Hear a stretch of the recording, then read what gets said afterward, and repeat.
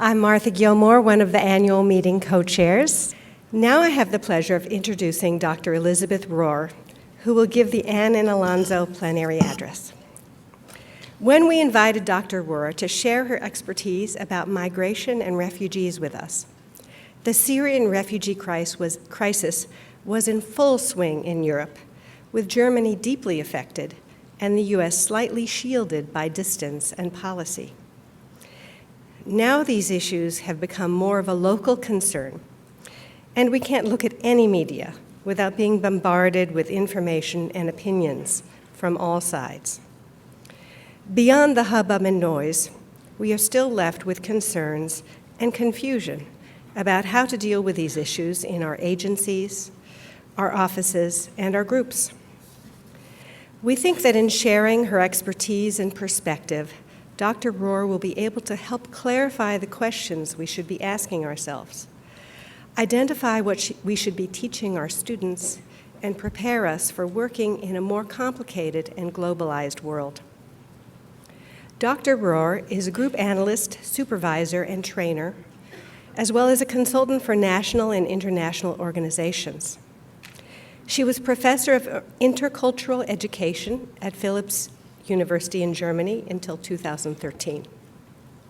She has published or edited 5 books on issues such as migration, religious fundamentalism, body modification, and left behind children. She's also written more than 100 articles in international journals. For the past 15 years, she has worked in a program of the German government to support the peace and reconciliation process in Guatemala. She established a 3-year group analytic supervision training program for human rights activists, psychologists, and lawyers in Guatemala, which has just finished its 3rd course. It was hearing her speak about this that made me really interested in inviting her here today. She has provided group analytic supervision training in the West Bank, Ireland, Denmark, and Germany. Dr. Rohr is currently organizing a conference in Germany about the peace process in Colombia. She will be a plenary speaker for the next Group Analytic Society International Symposium in Berlin this August, and invites us all to attend, and if you come, you'll see me and many other familiar faces there. On a more personal note, Elisabeth grew up in Germany right after World War II with a desire to cross borders. She discovered that she had parts of her Jewish family who had immigrated to London in 1936, and she began to do family research, which undoubtedly was the start of her lifelong interest. She then immigrated herself to the USA when she was 21 and remained for 5 years before returning to Germany. The transition back was more difficult, but didn't squash her love of travel, which she continues today. Please join me in giving a warm welcome to Dr. Elisabeth Rohr.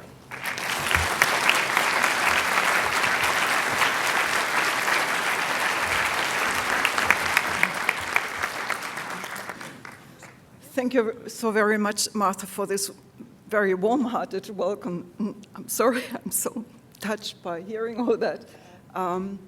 But I will compose myself and start with the lecture. Thanks so much for the AGPA for inviting me to this Anne and Ramon Alonso plenary speech this morning. I'm very happy to be here, and I'm very grateful for the invitation. And I think it's great just to be here and get the chance to talk to you.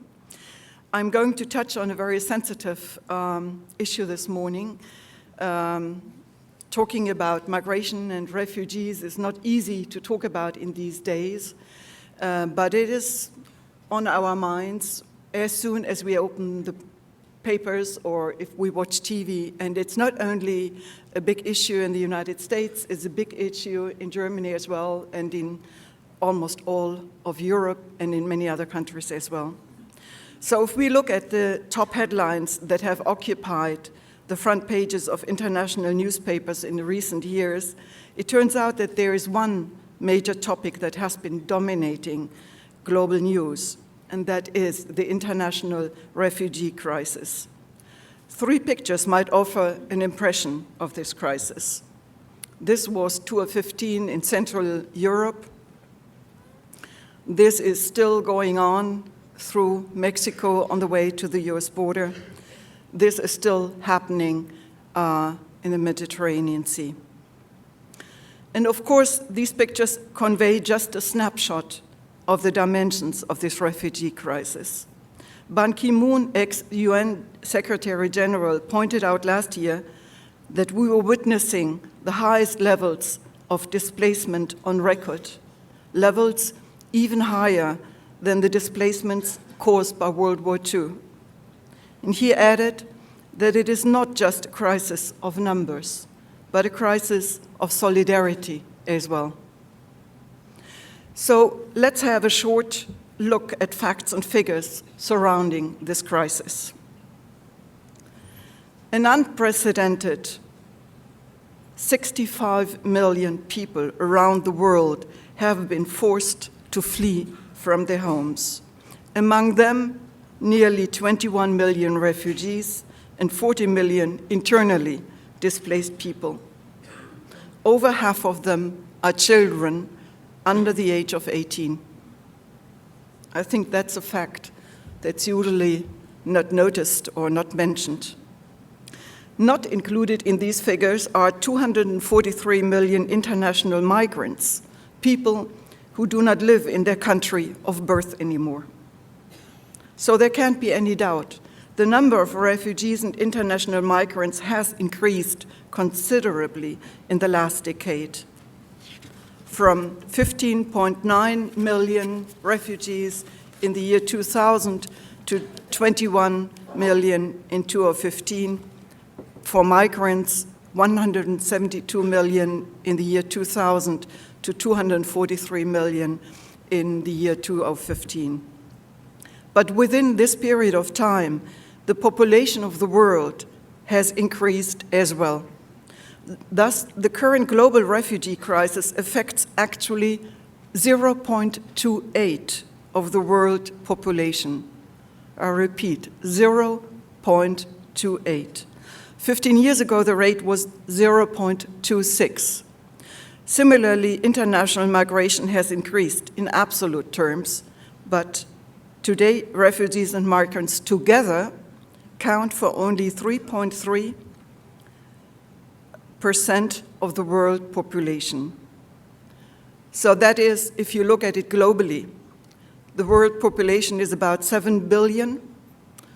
The refugees and international migrants together make up 3.3% of the global population. So do we have to conclude that there is no international refugee crisis? It depends on the perspective, and there are no easy answers to this question. There are regions on Earth where unimaginable numbers of refugees live in deplorable situations and in absolute misery. For example, in this camp in Jordania. It is a camp for Syrian refugees and 600,000 living there. Currently, more than half of the world's refugees come from 3 countries alone: Syria, Afghanistan, and Somalia. And by far, the overwhelming majority of them live in Turkey, Jordan, Lebanon, Pakistan, and Iraq. Only a fraction of these refugees ever reaches Europe or North America. This imbalance becomes even more obvious if we look at the GDP, gross domestic product, of the countries with the highest influx of refugees. You can see here that the majority lives in Turkey, Jordan, Lebanon, Pakistan, Iraq, a few in Germany, the rest in Europe and USA. And it's hardly noticeable how few are living altogether in Europe and the USA. It is obvious the international refugee crisis does exist but affects primarily war-torn and poverty-stricken regions of the world. But the crisis hardly affects wealthy nations in Europe and in North America. This does not mean, of course, that there are no challenges connected with the influx of refugees in Europe or in North America. So I would like to throw a quick glance at this situation in the USA. The history of the United States is a history of immigration. Immigration brought people to this land from all over the world.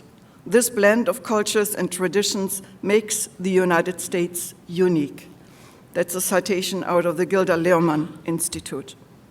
The hard work of immigrants, their talents and their ideas have produced the wealth and the power of this nation. However, ignored in this foundation narrative is the fact that this success is also a result of slavery and of the great migration of 6 million African Americans. They fled the racism of Jim Crow and settled in the north and the west of the country. What would American culture look like today without the marvelous talents of the children of the Great Migration, like Miles Davis, John Coltrane, Diana Ross, Prince, Michael Jackson, Oprah Winfrey, Toni Morrison, Venus and Serena Williams? So we have to conclude, migration has always been beneficial to any society. And I just read in the Wall Street Journal just about 2 days ago the following: immigration literally spawns innovation and is an economic multiplier. And the article points to the fact that 83% of last year's finalists of the so-called Junior Nobel Prize were children of immigrants. So we can't doubt it. A ban on immigration would damage the economy. For decades, the US have offered international refugees and migrants a new home. Within the last years, though, admission of refugees was quite limited, and it seems as if the admission of refugees will be even more limited in the future. Already now, the admission of refugees has been temporarily suspended. Concerning immigration, the situation is different. The USA has hosted the greatest numbers of immigrants in the world and is hosting the greatest numbers of immigrants in the world, 47 million in 2016. And still, only 14% of the country's population is foreign-born. There are countries where this is quite different, in Europe, but also as well in Arabian countries. However, today, so-called illegal immigration seems to pose much more of a political challenge than refugees, because they are considered to be a threat to national security. Currently, about 12 million so-called illegal immigrants live in the US, mostly Mexicans.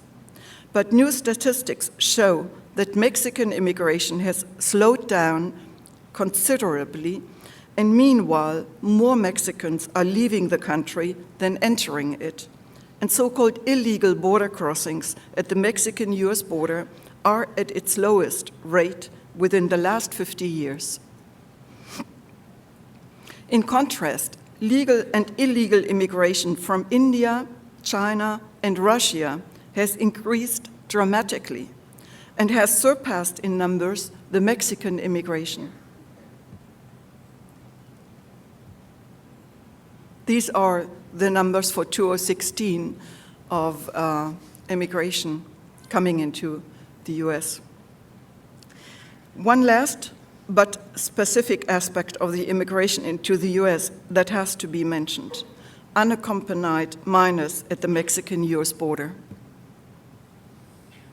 In recent years, sometimes up to 60,000 minors from Guatemala, Honduras, and El Salvador arrived at the border, were apprehended and were taken to detainee centers. An increasing number of these minors are less than 5 years old, and increasingly young girls are found among them, even though they run a high risk of being violated, captured, kept as sex slaves, or killed for their organs. We have somebody here today who takes care of these children. In your agency in Los Angeles, right, Norma? Why then do they migrate, even though they know the risk is extremely high? There are many reasons, of course, but 2 reasons are outstanding in the case of these minors. First, the extreme violence in these countries. Just to give you an idea, the homicide rate in the US is 4.7. In Honduras, it's 90.4. So that's homicides per 100,000 people in 2012. And I think that's very difficult to imagine to live in a country where you have a homicide rate of 90.4. So the second reason is the desperate desire to reunite with parents who have migrated long ago to the States and left children behind in the care of grandparents or other family members. One 9-year-old girl who committed suicide by intoxicating herself with pesticides wrote in her farewell letter, "My parents forgot about me. They don't love me anymore. I can't live any longer without them." Migration always means suffering because it is connected with the separation of loved ones and the disruption of families. Now I would like to leave these facts and figures behind and move on to the second part of the lecture. I would like to focus on the question, what are the unconscious images and projections connected with migration and refugees, and what makes it so difficult to welcome them in our countries? As a first step, and to help us dive a bit into the unconscious, I would like to invite you on an imaginary journey to Rome, to be exact, to the Sistine Chapel in the Vatican, and to the painting of Michelangelo about Adam and Eve being expelled from paradise. Looking at Adam and Eve means we are looking at the first refugees of humanity, and we can see clearly what it means to be a refugee. There is a tremendous amount of shame. They are naked, vulnerable, and unprotected. It is not possible to return. There is the angel with a sword behind them, threatening them to be killed if they would dare to return. And there is nothing ahead of them except pain, sweat, and tears. Adam and Eve are completely left alone in this painting with their shame, their nakedness, their misery, and their feelings of guilt. They haven't rescued anything except their skin. Their home, which was paradise, is lost forever. There is no loving God anymore. Only the wrath of God is left. The painting describes in almost unbearable intensity, there is no way back to paradise, only a completely unknown and scary future ahead of them. I would like to leave it blank now. Cultural anthropology would define this situation as a state of liminality, meaning a liminal space without a past and without a future. It is like standing on a threshold, not daring to step back or step forward. This, I think, describes best the emotional situation of refugees and migrants who are forced to live in liminal spaces for long periods of time, not only during the flight, but long before and long after as well. This liminal space is filled with anxieties, with constant fears and ambivalences. You never know who is your friend and who is your enemy, and you never know whom you can trust and whom not to trust. The new language is not understandable, and the new habits of the people are frightening and strange. This experience is very painful. It can turn into a traumatizing situation, and that makes it extremely difficult for others to connect. This experience is very painful. It can turn into a traumatizing experience, and it puts refugees and migrants in a constant fight-flight situation, and that makes it extremely difficult for others to connect. The liminal space of migration is always a transitional space, and therefore connected symbolically with death and rebirth. Refugees and migrants have to disconnect from their home, their families, their culture, and they have to find ways to reconnect to something completely new and unknown. This space of liminality is a space that Earl Hopper calls incohesion. The cohesion of the old national community has broken down, and the new community has, in the course of the influx of refugees and migrants, to redefine its cohesive state as well. I think that is one of the unconscious reasons for the rejection of refugees and migrants, because we know refugees and migrants will change our societies as well. Hopper continues by saying that any state of incohesion is bound to produce enormous anxieties of annihilation. And incohesion, according to Hopper, always comes along with long periods of silence and non-communication, also with the avoidance of eye contact. And Hopper explains that there are only two possibilities to fend off these threatening annihilation anxieties: aggregation and massification. Whereas massification might help during the process of migration, you all go in one direction trying to get away from the same situation and get to a newer and safer place. It is afterwards rather aggregation that might help to survive as a refugee and a migrant, to join other refugees and migrants already in the country. Liminality as well as incohesion might give us a clue of how it feels to be a refugee or a migrant. But at the same time, it is quite clear that refugees and migrants need a lot of courage, a lot of strength and power, and a lot of self-confidence and emotional and rational intelligence to survive these liminal and incohesive states of the mind and make it, albeit all the obstacles, to a safe place in this world. Many of those who manage to arrive as refugees and migrants in our countries are capacitated and to be successful and even high performers in the new society. But they do need what cultural anthropology calls in traditional societies a master of ceremonies.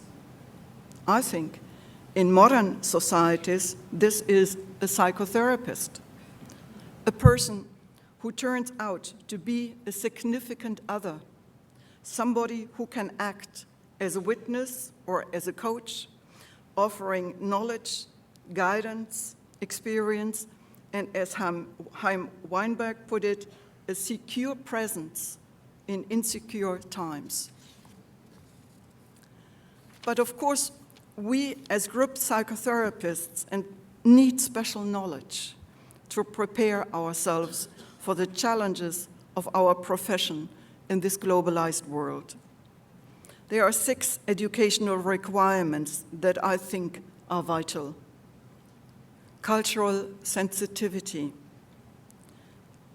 We need basic knowledge about culturally different ways of raising children, of feeling secure in your own identity. There are different models to be aware of.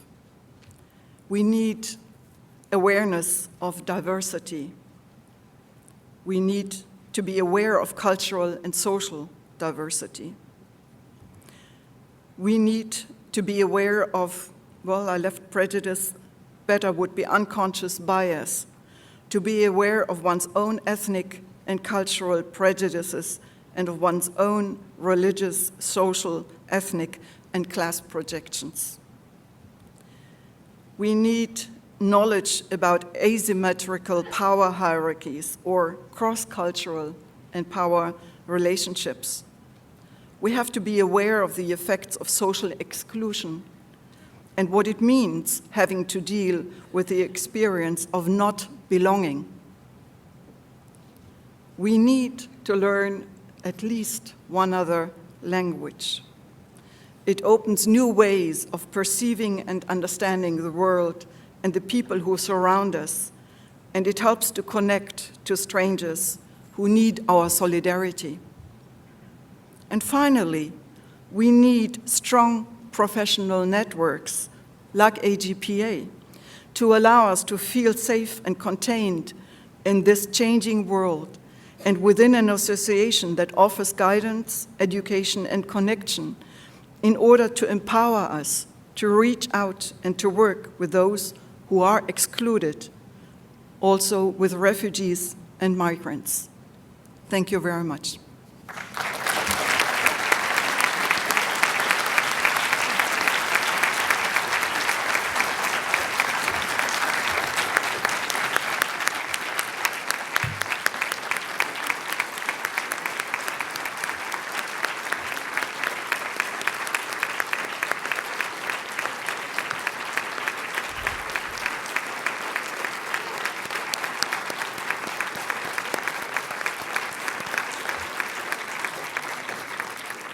Thank you very much, Elisabeth. That was just wonderful, and I'm sure very thought-provoking, and you've kindly left enough time for us to have quite a bit of discussion.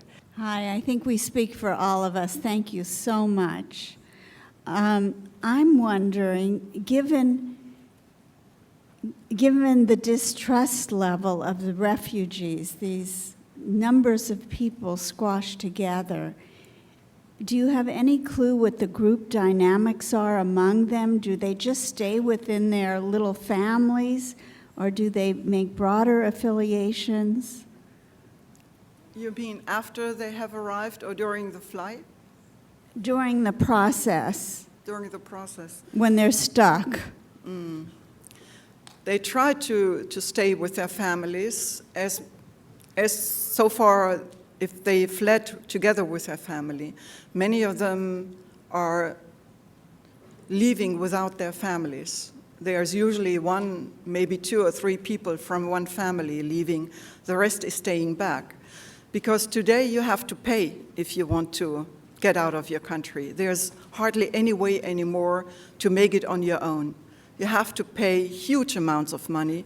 That means you sell your house, you sell your goods, you sell your jewelry, you sell your fields to pay to somebody to take you across the border. So that usually is not enough for the whole family. So you decide within the family who is the strongest, who is the most capable one of probably making it on this very dangerous journey, and then eventually maybe to manage to get the family out of the country as well. But in many times, it's only one person to make it. Now, in the Syrian case, there were, of course, a lot of families with children who left because they went to Turkey and then tried to make it over with boats to Greece. There were more families because it wasn't that expensive. But if you're from Africa, it's usually one person who makes it. So the disruption is enormous, and many of the families don't know if these people, if their son or whoever left ever makes it. And I know in Mexico it's the same situation. people that are leaving from Guatemala, from El Salvador, and Honduras, they also have to pay a coyote to make it to the border or across the border. And many of them are killed on the way, and many of them are heavily beaten, violated, massacred. And there are agencies now, big institutions in Mexico, who take care of the families who come there looking for the people that have left and never arrived, neither in the States, nor did they ever hear anything about it anymore. And I wonder if you could say something about the relationship between these different families in a refugee camp, if there's any sense of, is it cooperation or competition or those dynamics? I don't know it from a personal experience, but what I have heard, especially in Germany, is that there are, of course, difficult situations in these camps where people from different religions, different ethnic backgrounds, different social class backgrounds are all living together for months without any privacy. So there are fights, there are conflicts, and it's not easy to get used to that situation. And in Germany, it takes a long time to get your papers done. Really, it can be a year or 2 years, and you're not allowed to work. You're not allowed to move outside, outside of the region. So you're stuck there. You don't have anything to do. You don't know if they ever will accept your asylum proposal.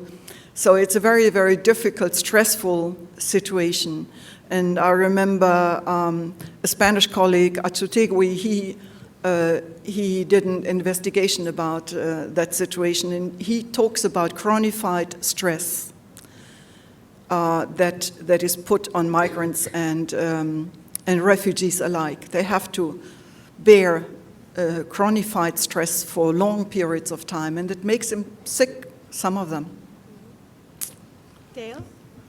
Thank you for a wonderful lecture. And I was wondering if you could comment from a sort of large group dynamic perspective on the difference between the US and Germany in terms of their reception of refugees. Mm-hmm. It's a big topic, and it would be another lecture to get into that.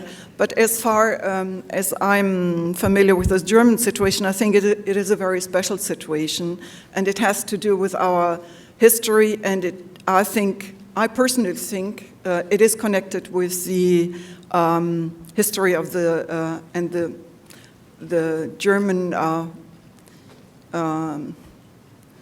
German politics trying to deal till today with the Holocaust. I think Angela Merkel's political gesture to open the borders without thinking about it politically, what it meant politically, what kind of strategy was behind it and all that, I think she didn't think when she did it. And she did it out of an emotional desire. And my way of understanding it was a gesture trying to repair what we have done to the Jewish people during World War II, to the communists in our country, to the Gypsies, Sinti and Roma, and so forth. It was a way to repair that image and that experience by opening the borders and welcoming strangers instead of killing them. And I think for me, it was it was the strongest gesture since I live in Germany that I've ever seen to try to repair the damage that the Nazis have done to Germany.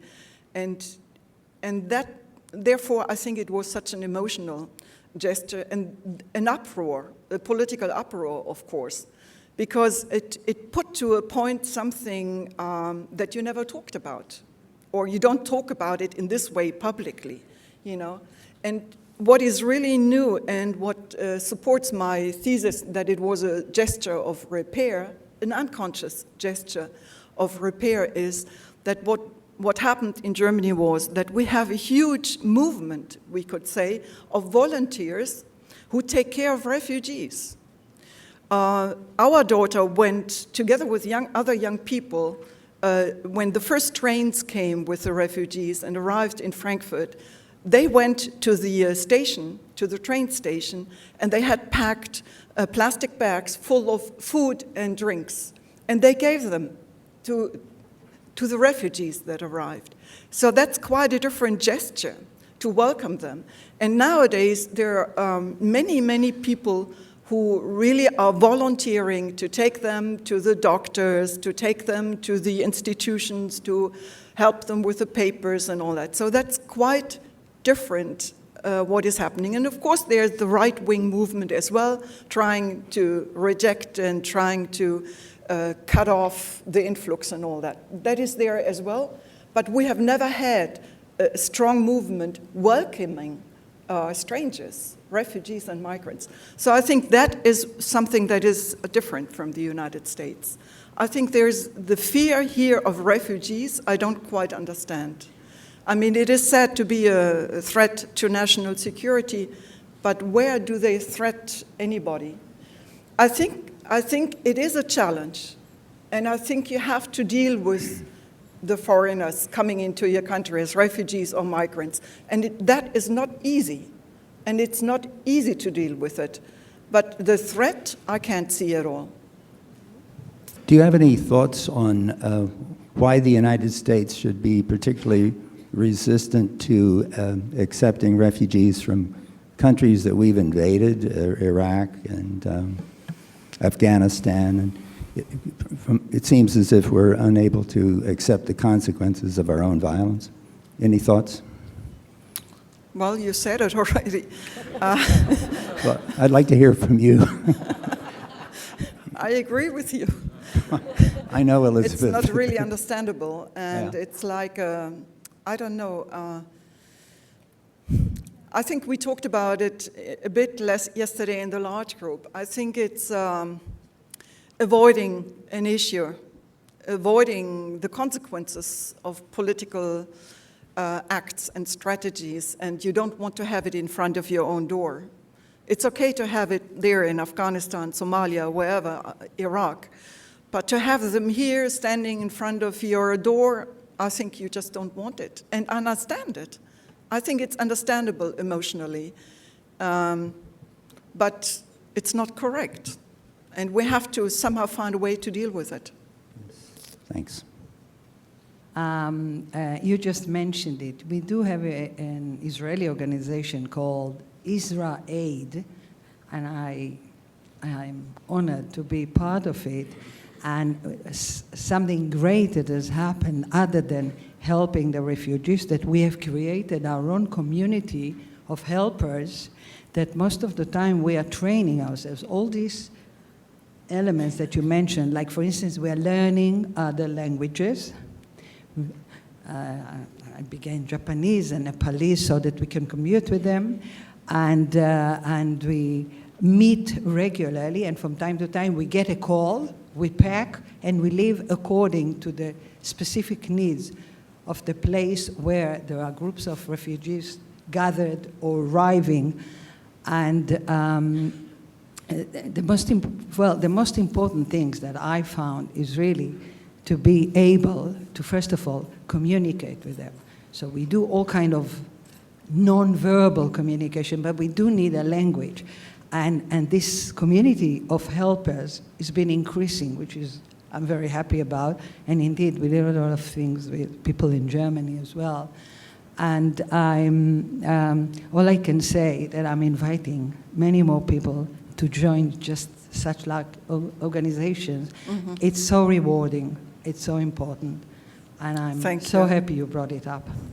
Thank you.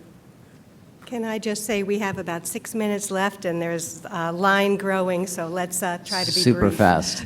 I'm very moved by your remarks. I'd like to speak to the helpless feelings for one moment. If there were one constructive thing that you could recommend at the risk of going into action that we could each do after leaving here today, what do you imagine that would be, beyond just doing what we do well in group every day? I think it's also an inner emotional issue and challenge. I think we have to get used to a world there is no safety anymore, not complete safety. Yeah, there's always safety, but not complete safety, not a perfect safety. We have to deal with foreigners and with strangers, and we have to be aware of that we are not alone in this changing world, but the world is changing, and it will change in a way we can't control it. So we the have one to just deal constructive with it. thing we could each do after leaving here today would be what? To get more comfortable with strangers? Yes. What would one Learn Wow. a second language. learn a second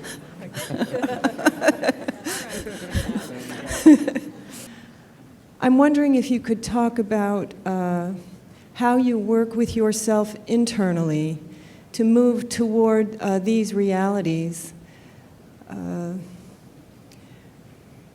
Because to move toward what's actually true is emotionally very taxing and challenging.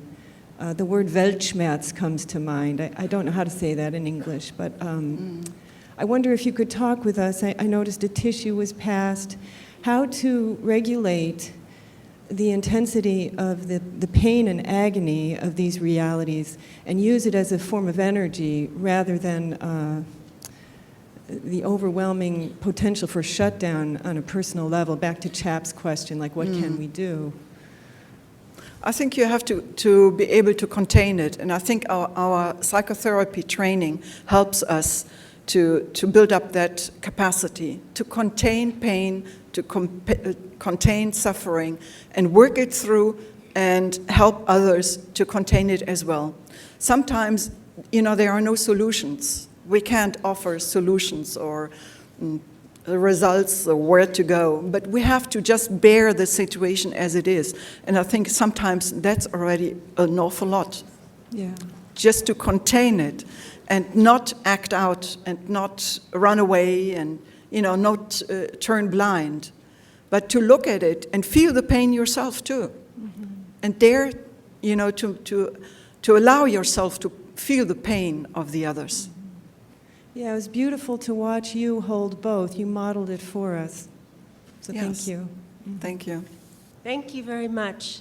My question is about managing, on the one hand, the narratives that are present both in the refugees and in ourselves, and in the United States. Most of us have been immigrants or refugees, and where that becomes important in holding the community, and then the need for just really establishing basic needs from like Maslow's perspective when we're working clinically. Because you might say that a community that is arriving needs most basic needs. On the other hand, the narratives may distort the experience. So I was wondering if you could speak to that in whatever way feels appropriate. Well, it's difficult. But the stories I know about refugees, the difficulty is that the stories I remember in Germany, they are put in one psychiatric ward and then taken out and putting in a camp again with thousands of people living in a tent. So, they break down again and they are being taken back to the psychiatry ward. And it simply doesn't work well that way. But I don't know either how societies are supposed to deal with it. It is a huge challenge. And there are not thousands of houses staying empty to put them up. So we have to deal with them in a way that's not good. But I don't know any other way either.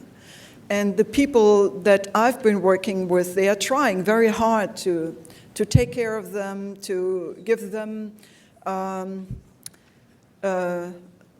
psychotherapy as far as it is possible under these circumstances.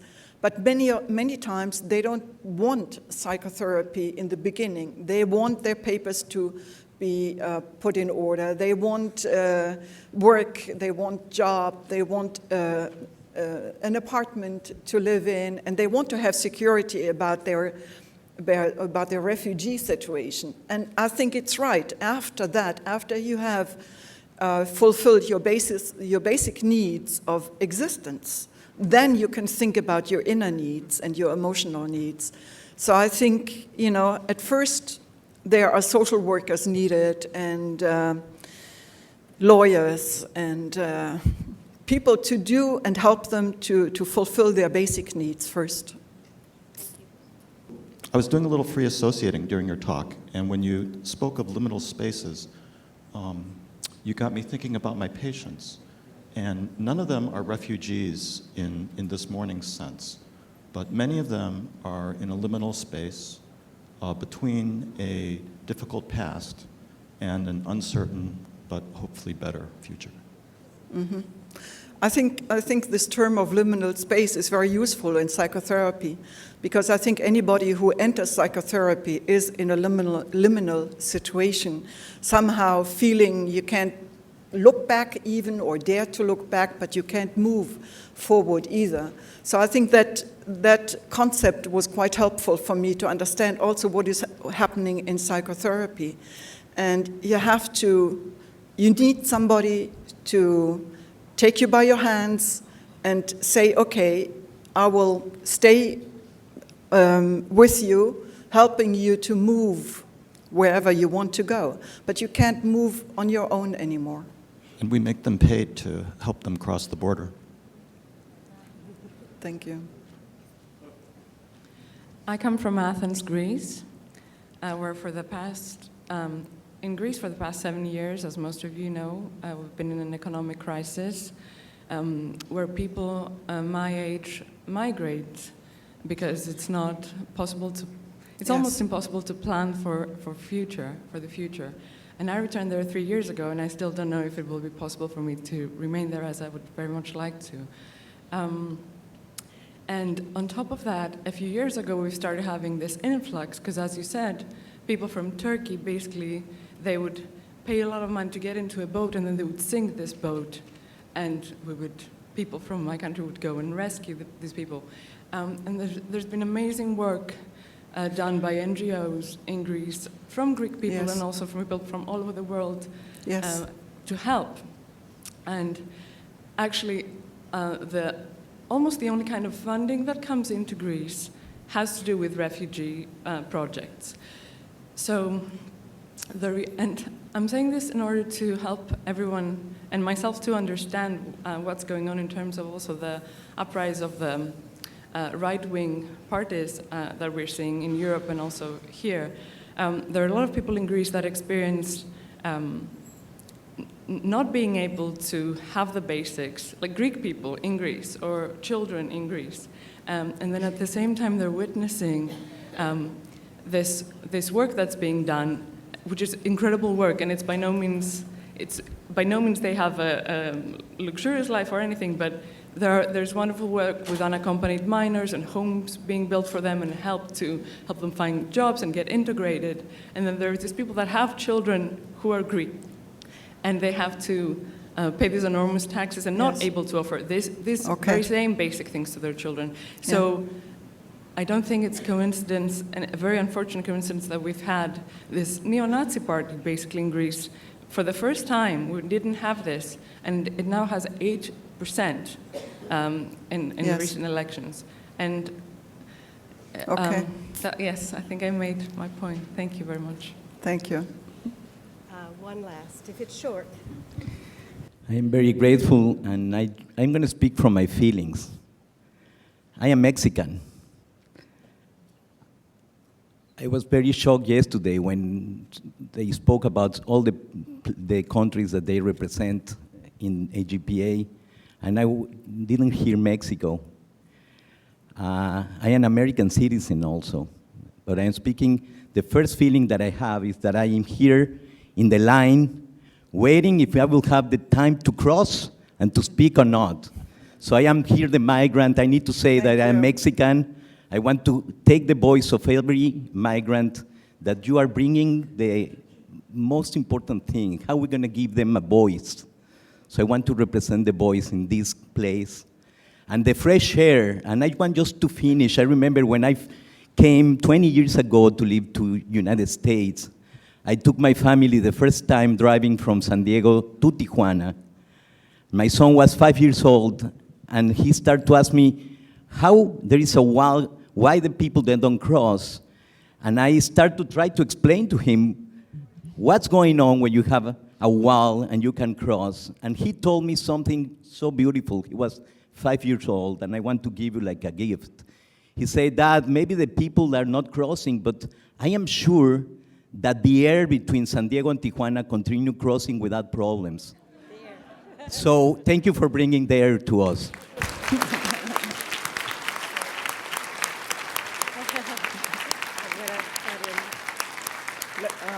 Thank you so much. Clearly, it's so much. So thank you all.